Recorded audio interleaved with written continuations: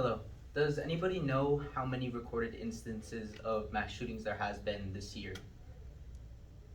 Well, if you don't know, there has been 328 instances of mass shootings this year alone, and is projected to have more than last year's, which I think was 682 mass shootings. So today I will tell you about gun control, and I personally have read articles on how gun control um, affects both the people and the politicians that are going to be making what rules that people have to follow. Um, so the problem is that guns and firearms are very easy to possess and purchase. This allows for crime and deaths to happen all over the world, especially in the U.S. We're leading in the one of the highest economies, and we have 35% more mass shootings than I think the second highest country.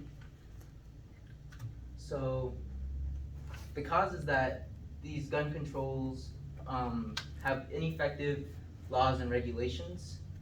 The most pressing one being the low minimum age of purchasing and possessing a firearm, which is 18 in 22 states, 21 in 20 states, and under 18 in one state. Secondly, it's the background check loopholes.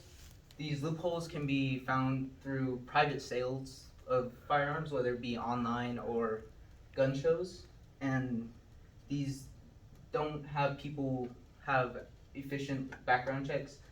And thirdly, the purchasing of legal military grade weapons that could be assault rifles, and as you can see in the photo, this assault rifle right here has a mag of 60 rounds, and this, why would you need 60 rounds, especially if you're gonna be having um, the gun, especially for like game, for as a sport, and this can affect crimes and deaths. The reason why I say deaths and not murders is because that gun deaths have increased, and they don't just have to do with murders. These deaths can be accidental, intended, and suicide. For people that are out of the age of 18 and 29, the highest gun deaths in that range is suicide by 65%. And for intended kills, as in like murders, would be 43, and then accidental is only a fraction of what both suicide and intended make. And the second part is that the gun-related crimes would be mass shootings, and especially these mass shootings inside of schools, because you have kids that are going to these schools that have to live in fear that maybe somebody will come to their school with a firearm and take lives, which is very sad to think about, especially because there have already been 300 reported incidents of this. And personally, our school has had gun threats. Thankfully, none of them have been actually like carried out. And that brings me to the solution for these gun crimes and deaths, which would be enacting better, efficient gun laws and regulations. This can be through universal background checks. Like I said, there are background checks that you can find loopholes in through private sales.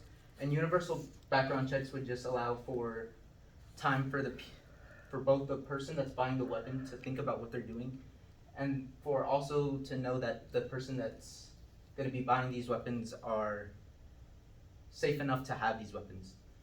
And we could raise the minimum age from 18 to 21 because the brain isn't fully developed at 18. The brain fully developed at the age of 21.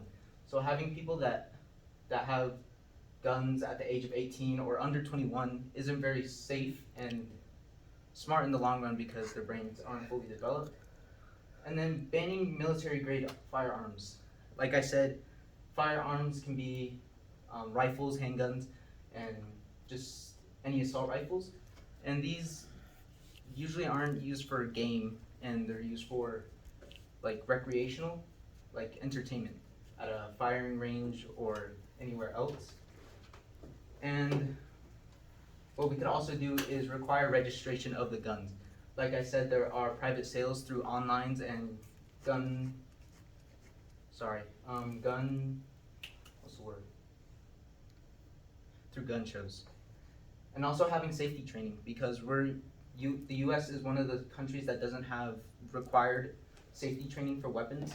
And I know that in Japan, safety training is like one of the first things that you have to do to be able to register and legally buy a gun. And that's why Japan's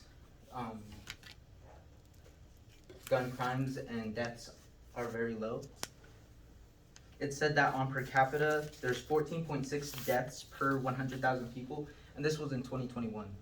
And as the years go by, more and more people die. So from 14.6, it goes up to 18.3 just in 2022. And who knows what this year might end up being. And then that brings me to what we can do. We can petition to have these gun laws made at our local governments or even on the federal level. If this has already been done, you can also join advocacy groups. There's one that's called Moms Demand Change, and this is for moms that have kids that are in schools and are really affected by the gun threats that people make and these gun mass shootings that happen inside of schools.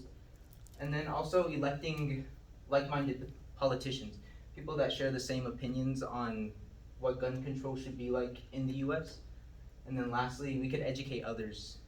By giving this presentation to you, I'm educating you on what you can do to help make change. And then lastly, to summarize, gun control isn't addressed enough in the US. Joe Biden has talked about it 3 times just this year, and it doesn't help that these guns are easy and convenient to purchase and possess, as well as it doesn't require much from the owners as far as like what they need to do to purchase and possess these. And then also how to make a difference, which is to make and change laws, to petition your government, and to advocate through advocacy groups. Sorry. And that's what I have about gun control.